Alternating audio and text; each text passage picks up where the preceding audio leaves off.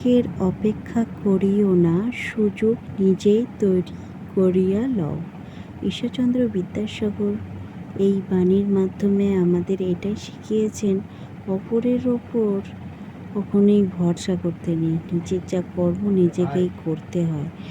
তো আমি এই যে তোমাদের বলেইছিলাম কিছু পড়াশোনার রিলেটেড বিষয়, শিক্ষা রিলেটেড বিষয়ে আমি যেমন ফেসবুকে আগে করতাম, তো আমি এখন আমার ডেলি ব্লগের মধ্যে দিয়েই কিছু কিছু এইসব বড় বড় ঋষি মনীষী লেখকদের নাম আমি মানে ওনাদের বাণী এসব আমি বলবো, বা কখনো কখনো কোনো সাহিত্য চর্চার বিষয়ের মাধ্যমেও কিছু মানে আমাদের পরামর্শ থাকবে। যাই হোক, যেহেতু আমার ডেলি ব্লগ লাইফস্টাইল আছে তার সঙ্গে সব কিছুই, তো আজকে তো গরম পড়েছে, তো একটু হালকা পাতলা এই ডাঁটা বেগুন আলু ঝোল হলো রান্না, আর আলু ভাজা। তো শান্তনুকে খাবারটা প্যাক করে দেওয়ার পর আমাদের জন্য রেখে দেবো, আমার আর ছেলের। তো চলো, তারপরে আমি কিছুক্ষণ পরে আসছি। বিপদে মোরে রক্ষা করো, এ নাই মোর প্রার্থনা, বিপদে করি না ভয়। রবি ঠাকুরের এই গান থেকে আমরা সবসময় এটাই বুঝতে পারি, তিনি একজন মহা বিশ্ব কবি ছিলেন, বা তিনি সুরকার, গীতিকার, সাহিত্যিক, সব কিছুই। তো তিনিও ঈশ্বরকে বিশ্বাস করতেন, ঈশ্বরকে আরাধনায় বলেছেন যে বিপদের সময় সে যেন কখনো বলে না, তিনি যাতে রক্ষা না করো, ভয় না পাই, যেন মনের মধ্যে ঈশ্বরের প্রতি বিশ্বাসটা যেন থাকে। এটাই, তাই না? ঈশ্বর ছাড়া আমরা যারা ঈশ্বরে বিশ্বাসী, আমরা যেন কিছুই বুঝি না। তো সে যাই হোক, আমার ঘরের কাজগুলোও হচ্ছে আর তোমাদের সাথে কথাও হচ্ছে। রান্নাবান্না কমপ্লিট হয়ে গিয়েছিল, হাজব্যান্ডকেও খাবার টাবার পাঠিয়ে দিলাম, ও চলে গেছে শান্তনুকে।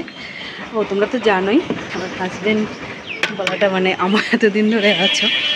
তো সূর্য, আমার ছেলে এখন নিচেই আছে, এখন যাবো, খাও খেতে খেতে দেবো। এই যা, চলো। তো বন্ধুরা, এই কদিন তো মন খুলে কথা বলছি, তোমরা তো জানো আমি ঠিক এই জায়গাটায় আগে ভিডিও করতাম, অনেক ফটোগ্রাফি মানে করেছি নিজের। তো এখানে এটা আমার বাপের বাড়ি, তোমরা যারা অনেক দিন ধরে দেখছো জানো সেটা। তো এই ছাদে এই প্রবল রোদেও আমি নাচ করেছি, এই প্রবল রোদেও ভিডিও বানিয়েছি, কত কি করেছি। তো এটা আমার বাপের বাড়ি, বাবা মা ভাইয়ের কোনো সমস্যা না, কিছু আশেপাশে মানুষের মানে কি সমস্যা আমি তো মানে কোনো মানুষকে তেমন কিছু উন্নতি আমি করিনি, তবুও সেই একটু উন্নতি দেখলে তাকে মানে কি না করেনি। যেহেতু এটা ভিডিও রিলেটেড ব্যাপার ছিল, তা ভাবলাম আমি তো বেফালতু কথা তুলি না, এটা যেহেতু ভিডিও করা নিয়ে বা রিলস করা নিয়ে বা কন্টেন্ট করা নিয়ে, ব্লগিং করা নিয়ে একটা ব্যাপার, তা সেই জন্যই এই কথাগুলো বললাম।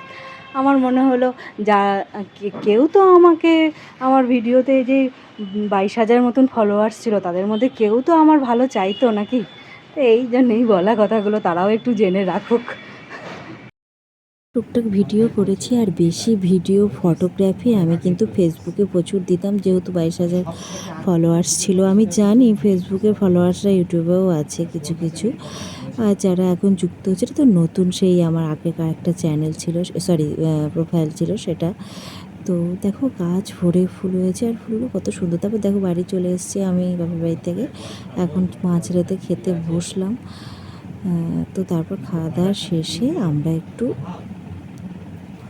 আচার খাচ্ছি। আচার দেখো, এটা কিন্তু খুব ফ্রেশ আচার, এই আচারটা। আর এই গরমে, চৈত্র বৈশাখে তপ্ত এই গরমে এটা খেলে শরীর ঠান্ডা থাকে, ভীষণ উপকারী। যাদের গ্যাস অম্বলের কোনো প্রবলেম নেই অবশ্যই খেতে পারো, ভালো থাকবে। যাই হোক, আমরা এই আচারটা এনজয় করি মাঝরাতে। আর আমাদের ব্লগটা কেমন লাগলো অবশ্যই জানিও। তো ভালো থেকো, সুস্থ থেকো, এরকম সাহিত্য চর্চা রোজই থাকবে আমার ব্লগে এবার থেকে। একটু একটু পড়াশোনা রিলেটেড ব্যাপারগুলো আমি আবার তুলতে চাইছি। আগে যেমন শুধুই বলতাম, এখন এরকম ব্লগের মাধ্যমে বলবো। ফেসবুকে বেশি করেছি। তো আমি যেহেতু একটুখানি বই পড়তে পছন্দ করি, আর সেক্ষেত্রে আমারও তো এটা তো পছন্দের বিষয়, তো সেই জন্যে আমি এটাও অ্যাড করে নিলাম লাইফস্টাইলে। টাটা, ভালো থেকো সবাই।